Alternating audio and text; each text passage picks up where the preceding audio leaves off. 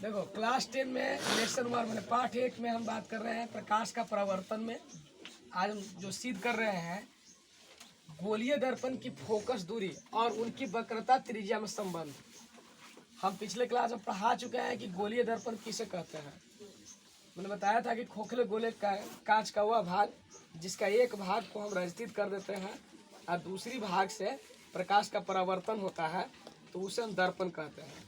जब अगर उभरे हुए भाग को हम पेंट कर देते हैं, रंजित कर देते हैं और धंसे हुए भाग के प्रकाश का परिवर्तन होता है तब यह अवतल दर्पण होता है। और जब उभरे हुए भाग को ही छोड़ देते हैं, धंसे हुए भाग को पेंट कर देते हैं, उभरे हुए भाग से प्रकाश का परावर्तन होता है तब हम उसे उत्तल दर्पण कहते हैं।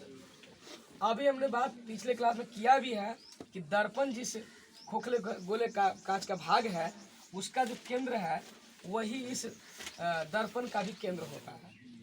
और मुख्य अक्ष के बारे में बताया था, ध्रुव के बारे में बताया था कि बीचों बीच दर्पण के बीच की जो बिंदु है उसे ध्रुव कहते हैं। ध्रुव से वक्रता केंद्र को मिलाने वाली रेखा को मुख्य अक्ष कहते हैं। मैंने इतना बता दिया है। फिर बताया था कि इसके समानांतर जैसे कि अक्ष के समानांतर कोई प्रकाश की किरणें अगर आ रही हैं, है ना, तो परावर्तन के बाद अगर अवतल दर्पण में बात करें तो जिस अक्ष पर काटती है, अक्ष को जहाँ जिस बिंदु पर काटती है उसे हम फोकस कहते हैं, है ना। और ध्रुव से फोकस तक के बीच की दूरी को फोकस दूरी कहते हैं जिसे हम छोटा एफ से व्यक्त करते हैं। और यह जो पीसी है वक्रता ध्रुव से वक्रता केंद्र के बीच की दूरी, इसको हम वक्रता त्रिज्या आर कहते हैं। तो आज यही बात करनी है कि वक्रता त्रिज्या और फोकस दूरी में क्या संबंध होता है, तो जान लेते हैं। ऐसे तो हम लोग जान चुके हैं कि हाँ ये वक्रता त्रिज्या जो है वो अपनी फोकस दूरी की दुगनी होती है, या ये जो फोकस दूरी है वो वक्रता त्रिज्या के आधी होती है।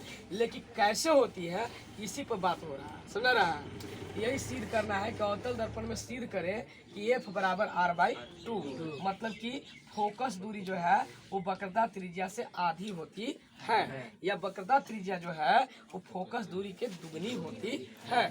ये बात तुम्हें सिद्ध करनी है। तो हम इसके लिए क्या किए कि एक दर्पण बनाए, पहले अवतल दर्पण BB- जिसका द्वारक है, इसका मुख्य CP लिया और इसको कोई प्रकाश की किरणें आ रही है AB, है ना, जो CP के समानांतर आ रही है, हल्ला नहीं करना। और PF को हमने छोटा f से दिखा दिया, PC को हम R से दिखा दिया। सारा यही सब लिखे हैं, समझ रहा है। तो पहले फिगर से खाली समझ लो, लिखने वाला चीज तुम लिख सकते हो वीडियो को रोक करके, है ना। तो यहाँ पर PF जो है F हो गया और ये हो गया R। अब हमें सिद्ध करना है कि A बराबर r/2, एकदम आसानी से सिद्ध हो जाएगा।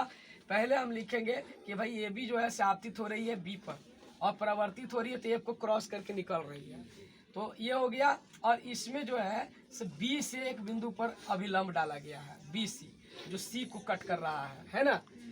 आप परावर्तन जब सीधा दर्पण को भी आपको बताया गया होगा तो आपको बताए होंगे जरूर कि ऐसे आ गया, ऐसे चला गया, ये आपतित किरण है, ये परावर्तित किरण है, बीच में एक लंब मानते हैं, है ना। तो आपतित किरण और अभिलंब के बीच के कोण को आपतन कोण, और अभिलंब और परावर्तित किरण के बीच को परावर्तन कोण। ये आपस में आपतन कोण और परावर्तन कोण आपस में क्या होता है, बराबर होता है, ऐसा बताए हैं पहले।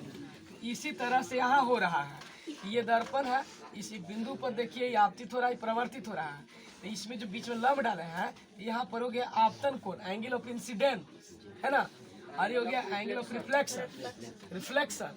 तो ये हो गया आपतन कोण और परावर्तन कोण, तो ये दोनों आपस में क्या हो गया, बराबर, है ना। सारा लिख करके हमने यहाँ लिख दिया है कि ABC बराबर, है ना, CBF I बराबर R, इसको मैंने पहला मान लिया है।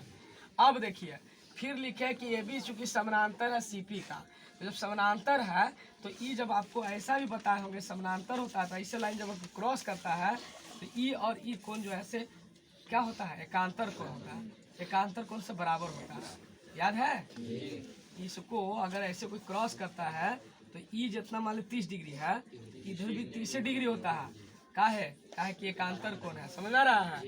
तो उसी आधार पर यहाँ पर देखो AB को और CP को यहाँ से एक लाइन कट रहा है ना, तो यहाँ वाला कोण और यहाँ वाला कोण आपस में क्या हो रहा है, बराबर। मैंने ABC हमने वही चलते लिखा है यहाँ पर, ABC बराबर BCF बराबर I, इसको दूसरा मान लिया। आ रहा बात समझ में। तो हमको जब ये I बराबर R था, है ना, इसको से बराबर E हो गया, तो E हो तो बराबर हो गया ना I बराबर R, आई बराबर आर हो गया। तो त्रिभुज में बताए हैं कि अगर दो गो कोण अगर बराबर रहे, है ना, हाँ, तो इसको बनाने वाली जो भुजा है वो भी आपस में क्या होती है, बराबर। ए बी बराबर ए सी हो जाएगी, हो जाएगी कि नहीं हो जाएगी। तो इसी आधार पर यहाँ हो रहा है कि ई वाला कोण ई कोण के बराबर है, तो बी एफ बराबर सी एफ। बी एफ बराबर क्या होगा, सी एफ होगा। ठीक है, अब करते क्या है कि थोड़ा देरी के लिए बी को पी के निकट मान लेते हैं कि अगर दर्पण बहुत छोटी अगर मान लिया जाए, है ना, इसकी द्वारक, तो ये बी जो है से पी के निकट आ जाएगा। मानते हैं ऐसा, है ना, ऐसा मानते हैं। तो बी जो है से कोइंसाइड करेगा पी पर, तो बी एफ ना कह के अब हम इसको पी एफ कह सकते हैं। तो पहले वही चीज हुआ कि बी एफ बराबर सी एफ लिख रहे थे, है ना, तो अब बी एफ को हम कह देंगे पी एफ। क्या कह देंगे, पी एफ। तो पी एफ बराबर सी एफ हो गया। अब लिखेंगे कि पी सी बराबर होता है C F plus P F. होता कि नहीं होता, देखिए, अरे कोई दो लाइन है, एक लाइन है, बिंदु है, तो दोनों बीच में टुकड़ा कर देंगे तो दोनों टुकड़वा के जोड़िए के ना होगा, ये वाला जी। अरे ये ई मान ले ए है, आई बी है, आई सी है, तो ए सी बराबर लिख सकते हैं ए बी जोड़ बी सी, लिख सकते हैं कि नहीं लिख सकते हैं। तो वही चीज भाई यहाँ किए हैं कि पी सी बराबर हम लिख सकते हैं C F plus P F, है ना, और सी एफ और पी एफ आपस में बराबर है। तो सी एफ को फिर एक और नाम पी एफ दे दिए, समझ रहा है, सी एफ को नाम क्या दे दिए, पी एफ दे दिए। तो पी एफ दो गुना पी एफ हो गया, पी एफ बराबर पी सी हो गया, 2 पी एफ बराबर, और पी एफ बराबर हो जाएगा पी सी बटा के 2। और पी एफ को हमने एफ माना है, पी सी को आर माना है, तो हो गया ना एफ बराबर आर बाई 2 है। पता चल गया ना कि यहाँ पर जो फोकस है वो क्या होता है, उसके वक्रता त्रिज्या के आधा होता है। इस तरह से हमने अवतल दर्पण में सिद्ध कर दिया। एक बार दो बार इसको वीडियो को देख के समझने की कोशिश करो और रोक के नोट्स करना है, समझ रहा है। अब हम नेक्स्ट उत्तल दर्पण में सिद्ध करेंगे ए बराबर आर बाई 2।